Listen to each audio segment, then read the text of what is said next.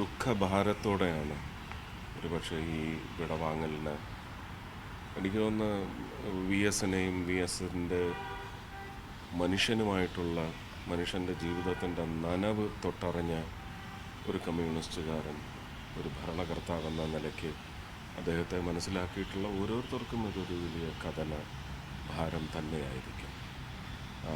ഇനി V S ഇല്ല, അങ്ങനെ ഒരു ലോകം എന്ന് പറയുന്നതിൻ്റെ നഷ്ടത്തെക്കുറിച്ച് നമുക്ക് അളക്കാനേ സാധിക്കില്ല.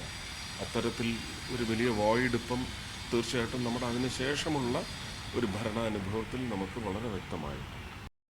അപ്പോൾ ഇനി അങ്ങനെ ഒരു വി എസ് ഇല്ല എന്ന് പറയുന്നത് വലിയ അതിൽ തന്നെ അടങ്ങിയിരിക്കുന്നു. വൈകാരികമായിട്ട് തന്നെയാണ്. രാഷ്ട്രീയം വേറെ ആയിരിക്കാം, പക്ഷേ അദ്ദേഹത്തിൻ്റെ കൂടെ ഒരുപാട് സഞ്ചരിച്ചിട്ടുണ്ട്. അദ്ദേഹത്തിന് വേണ്ടി പ്രചരണത്തിനും പോയിട്ടുണ്ട്. ഒരു ദിവസം മുഴുവൻ ഏതാണ്ട് 4 സ്റ്റേജിൽ അദ്ദേഹത്തിൻ്റെ കൂടെ അല്ലാതെ 4, 5, 6 സ്റ്റേജുകളിൽ എനിക്ക് പോയതാണ് ഇപ്പോഴും ഓർമ്മ വരുന്നത്. പാലക്കാട് മലമ്പുഴയിൽ അദ്ദേഹം, അതിനുശേഷം പല വിഷയങ്ങളിൽ മൂന്നാറിൽ അദ്ദേഹം എടുത്ത വളരെ ശക്തമായ തീരുമാനമായാലും, പെട്ടെന്ന് വിളപ്പിൽശാലയുടെ പ്രശ്നം വന്നപ്പോൾ, എൻഡോസൾഫാൻ്റെ പ്രശ്നം വന്ന സമയത്ത് അദ്ദേഹം നയിച്ച സമരത്തിൽ പങ്കെടുത്തപ്പോൾ, ഒരുപക്ഷെ ജനീവ കോൺഫറൻസിലേക്ക് ഇവിടുത്തെ അന്നത്തെ ഭരണം അയച്ച ഒരു പ്രതിനിധിയെ സംബന്ധിച്ച് അദ്ദേഹം പറഞ്ഞ വാക്കുകൾ രൂക്ഷമായിരിക്കാം പോയ പ്രതിനിധിയെ സംബന്ധിച്ച് പറഞ്ഞത്.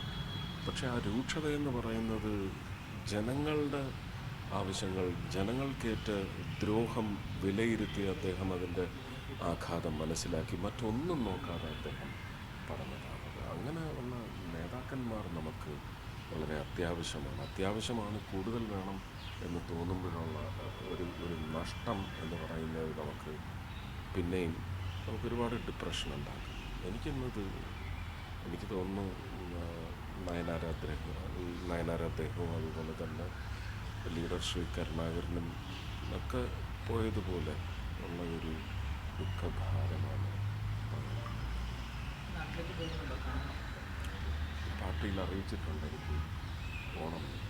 നാളെ മറ്റന്നാളും ഒക്കെ പാർലമെൻറ്റിൽ നിൽക്കുന്നത് കൊണ്ട്, കൗൺസിലിലും കൂടെ ആയതുകൊണ്ട് അതിൻ്റെ ഉത്തരവാദിത്വമുണ്ട്, നോക്കുന്നുണ്ട്.